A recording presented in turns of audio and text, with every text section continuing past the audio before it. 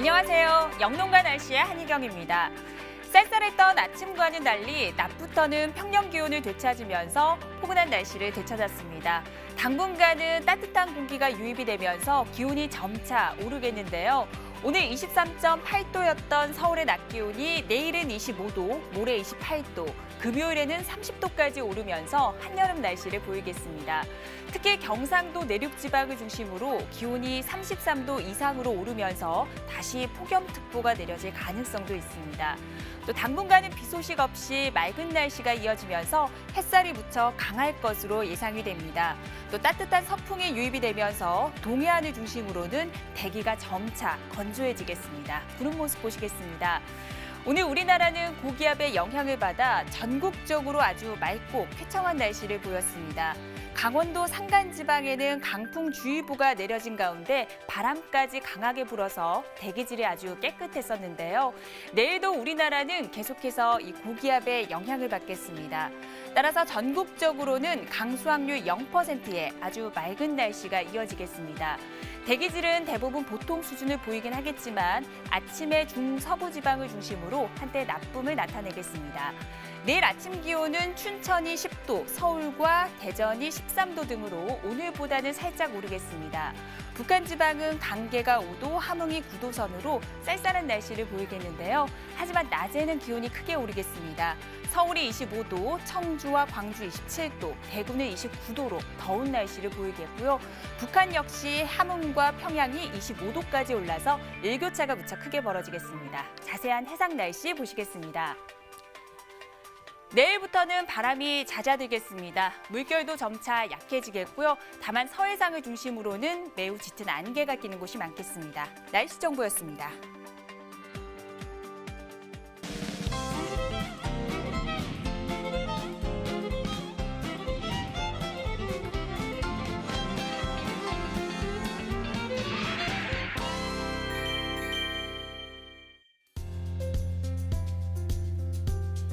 날씨를 알면 농사가 보인다. 영농가 날씨 오늘은 MBS의 조영철 전문위원과 함께 이야기 나눠보도록 하겠습니다. 안녕하세요. 안녕하십니까? MBS 한국농업방송 조영철 위원입니다. 네, 오늘 낮부터 평년 기온을 되찾으면서 이맘때 딱 어울리는 날씨였습니다. 바람이 불면서 하늘도 아주 쾌청했었는데요. 먼저 오늘은 기상청의 국민참여관 측 홈페이지를 통해서 각 지역 주민들께서 직접 보내주신 오늘의 날씨 풍경을 만나보도록 하겠습니다.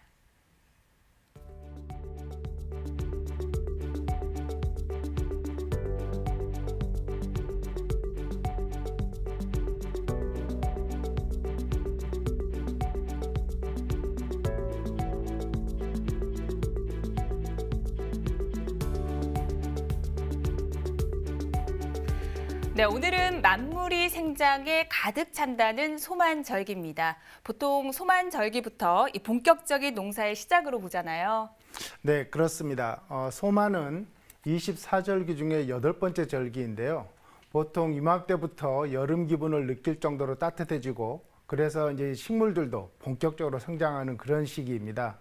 그렇기 때문에 소만부터는 모내기 준비와 모내기로 본격적으로 바빠지는 시기이기도 하죠. 네, 그럼 오늘 소만절기인 오늘 영농가 날씨에서 다룰 주제를 미리 만나보도록 하겠습니다.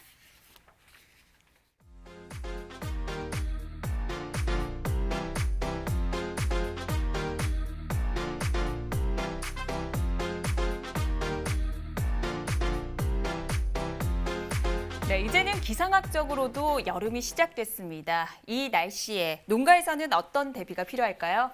네, 5월 하반기 요맘때는 과수뿐만 아니라 밭작물을 포함한 모든 작물들이 본격적으로 생육을 하고 있는데요. 실감나지 않으시겠지만 사실 요맘때는 우박 피해를 주의해야 합니다. 통계적으로 보면 우리나라에서 발생하는 우박의 50% 내지 60%가 5월과 6월에 발생하고 있기 때문에 반드시 조심하셔야 합니다. 봄에서 여름으로 들어서는 5월에서 6월 사이에는 우박이 자주 발생하기 때문에 반드시 대비가 필요할 것 같은데요. 그렇다면 우박은 어떤 상황에서 발생하게 되는지 먼저 알아보도록 하겠습니다. 일단 우박은 지름 5mm 이상 10cm 이하에 이르는 얼음 형태로 내리는 강우 현상입니다.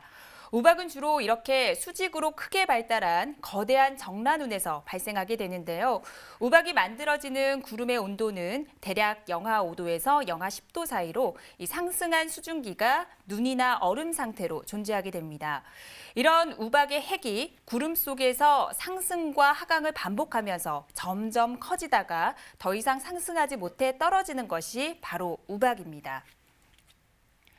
네, 아무래도 우박은 얼음 덩어리이기 때문에 한번 떨어지면 농작물의 피해가 상당히 클 것 같은데요.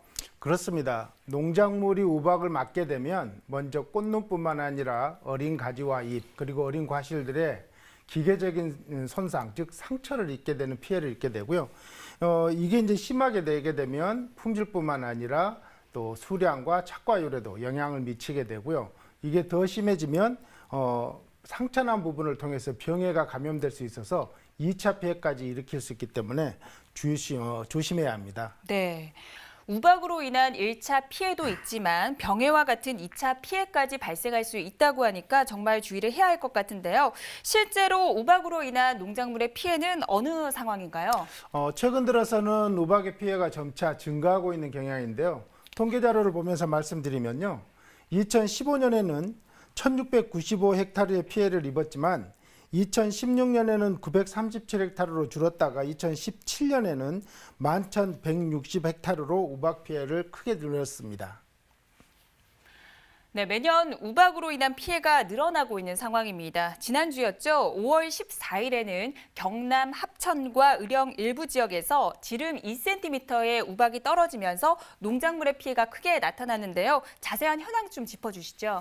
네, 방금 말씀하신 것처럼 지난 14일 오후 3시 10분경에 합천군의 청덕면과 적중면, 쌍책면, 그리고 덕곡면 등 일부 지역에서 소나기를 동반하고 돌풍을 동반한 우박이 국지적으로 내렸는데요. 약 30분 동안의 우박이 내림으로 인해서 합천군에서는 마늘과 양파 그리고 감자를 포함한 농작물이 전체 112헥타 정도 피해를 입었고요. 인접한 의령군에서는 옥수수가 19헥타 정도 피해를 입었습니다.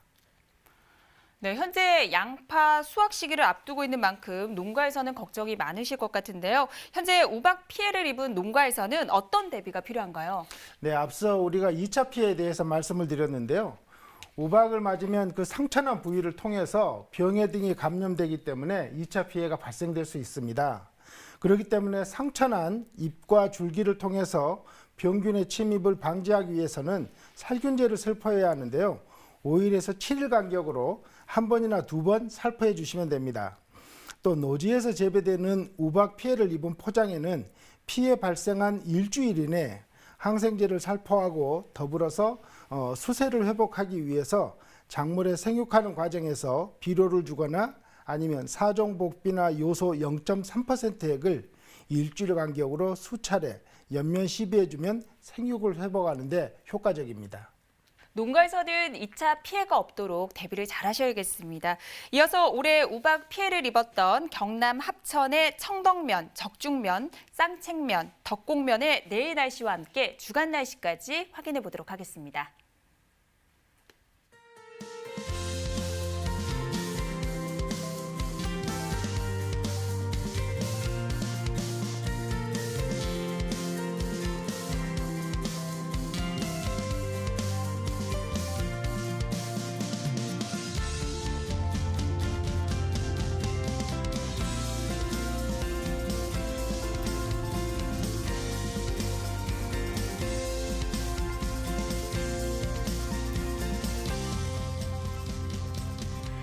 네, 현재 시간 8시 40분 지나고 있습니다. 아무래도 노지 작물과 과수 작물들은 이 우박에 대한 피해가 클 것 같은데 어떻습니까? 그렇습니다. 특히 노지에서 재배하는 과채류도 우박 피해가 큰 작물의 하나인데요. 그중에서 특히 고추의 경우에는 생육기간이 길 뿐만 아니라 정식 후에 조온이나 서리 피해와 함께 우박 피해를 입을 수 있는 그런 작물입니다. 한데 우박 피해는 예측하기가 어렵고 또 설사 사전 대체를 하더라도 피해를 한번 받게 되면 심하게 받는 그런 영향이 있습니다. 네. 그렇다면 고추가 피해를 입게 되면 구체적으로 어떤 현상이 나타나게 되나요? 고추의 우박 피해는 주로 생육 초기에 그리고 개화기에 우박을 받게 되는데요. 이렇게 되면 식물체가 부러지거나 고사하게 될 수도 있고요. 또 생육기의 우박 피해는 생육을 지연시킬 뿐만 아니라 고추 과실의 비대 발육을 저해하고 일부 식물체를 죽게 할 수도 있습니다. 네, 아무래도 우박은 사전 대비가 어렵습니다. 예측이 어렵기 때문인데요. 어쩔 수 없이 우박 피해를 입었다면 어떻게 대처하는 게 좋을까요? 네, 고추가 우박 피해를 입었을 경우에 사후 대책을 말씀드리면요. 고추의 착과 초기인 6월 상순경에 우박 피해를 심하게 받은 경우에는 측지를 유인해서 관리하면 어느 정도 수량성을 확보할 수 있습니다. 또 부러진 가지에 상처를 통해서 2차 피해를 막기 위해서는 피해 발생 일주일 이내 항생제를 살포하고 더불어서 수세를 회복하기 위한 추비를 시비해 주는 것이 좋습니다. 끝으로 사종복비나 요소 0.3% 액을 일주일 간격으로 수차례 살포해서 생육을 회복시켜 주셔야 합니다.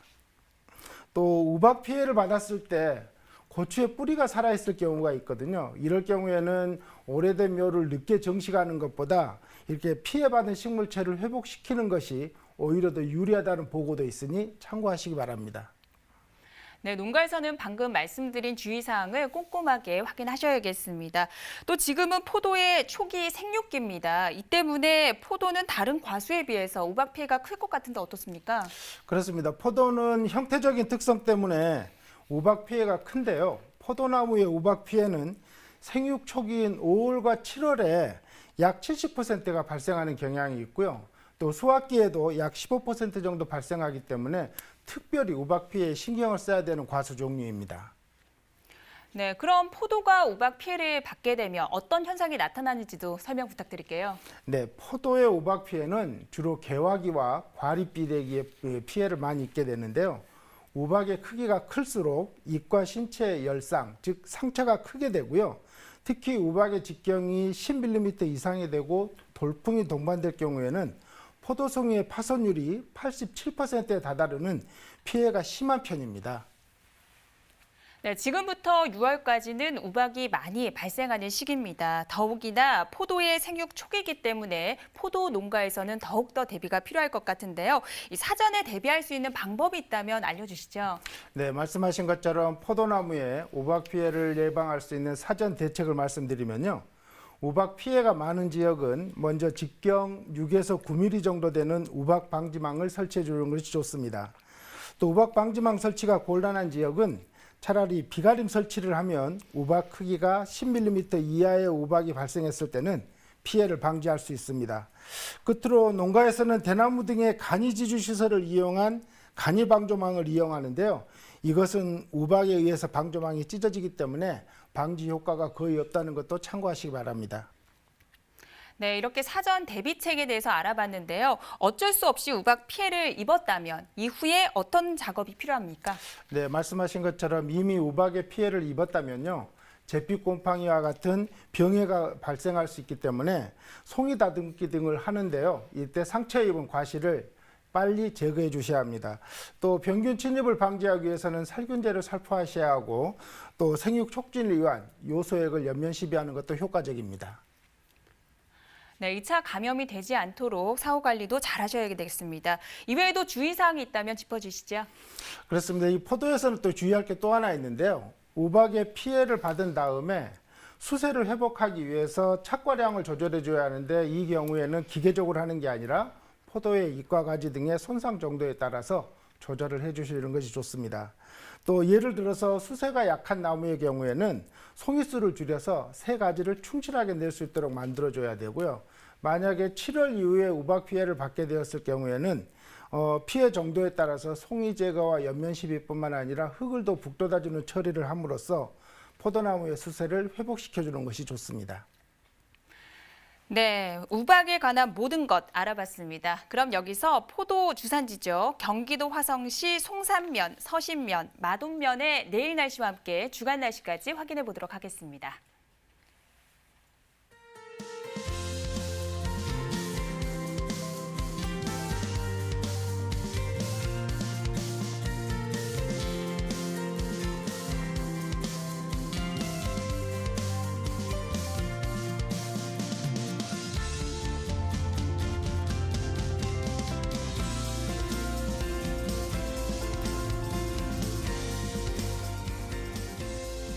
네, 이번에는 병해충에 관한 이야기를 나눠보는 시간입니다. 오늘의 병해충 상담소 함께 만나보시죠.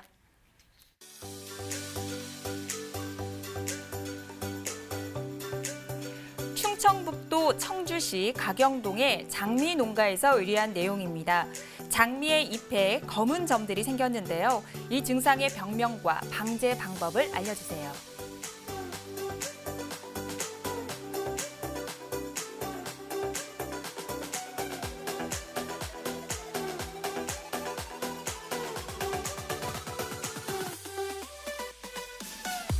네, 장미의 검은 무늬병이라는 진단 소견이 나왔습니다. 어떤 병인지 소개 부탁드릴게요. 네, 사례와 같은 장미의 검은무늬병은요.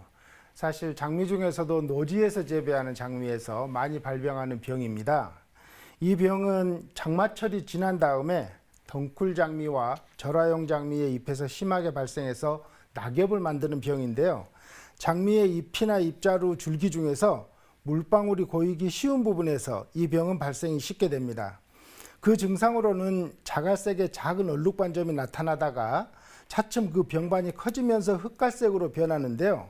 병반 주위는 황색이 되지만 병반 안쪽으로는 검고 작은 알 모양이 많이 생기는 것이 이 병의 특징입니다. 그렇군요. 그럼 농가에서는 어떻게 방제를 해주는 것이 좋은지 설명 부탁드릴게요. 이 병은 주로 발생하는 양상이 병든 가지에 남아있는 병반이나 아니면 병에 걸린 잎이 낙엽이 되어서 땅 위에 그대로 있다가 이것들이 전염원이 되어서 다음에 병이 발생하는 그런 병입니다. 그렇기 때문에 병에 걸린 이렇게 줄기나 이파리들은 미리 자르거나 걸어 모아서 완전히 제거하거나 태워주는 것이 효과적입니다. 또한 노지에서 재배하는 장미의 경우에는 장마철을 전후해서 전용 약제를 살포해주면 예방 효과가 큰데요. 이 병을 방지하기 위해서는 병 발생 초기부터 7일 간격으로 2번이나 3번에 걸쳐서 전용 약제를 살포해 주시면 효과적으로 방지할 수 있습니다. 네, 기온이 오르고 날씨가 습해지면 이 병에 의한 피해도 점점 커지게 됩니다. 장미 농가에서는 더욱더 주의가 필요한 상황입니다. 그럼 오늘 방송 내용을 한 번 더 정리해 보도록 하겠습니다.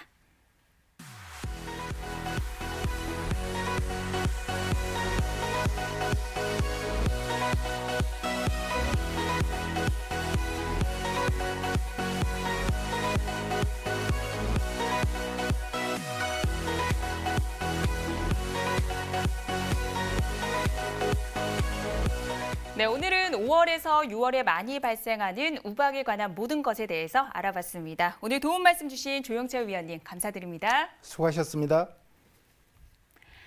네, 내일부터는 따뜻한 공기가 유입이 되면서 기온이 점차 오르겠습니다. 앞으로는 더워지는 날씨에 대한 대비가 필요한 상황입니다. 저희 영동과 날씨는 내일 저녁 8시 30분에 다시 찾아뵙겠습니다. 고맙습니다.